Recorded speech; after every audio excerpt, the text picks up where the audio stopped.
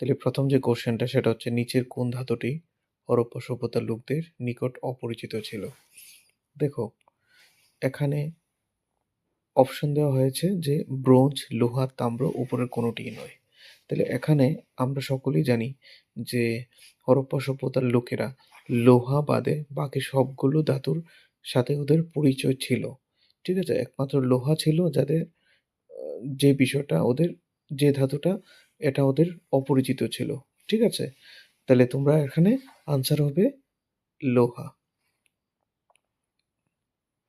ঠিক আছে? কারণ হরপ্পা সভ্যতার অধিবাসীরা লোহার ব্যবহার জানতো না। নাম্বার 2, ভারতবর্ষের আর্যদের ভাষা ছিল কেল্টিক, পার্সিয়ান, সংস্কৃত, উপরের কোনোটি নয়। তাহলে অবশ্যই কি হবে? অপশন সি মানে সংস্কৃত আর্যদের মেন ভাষা। তারপরে ত্রিপিটক পবিত্র গ্রন্থ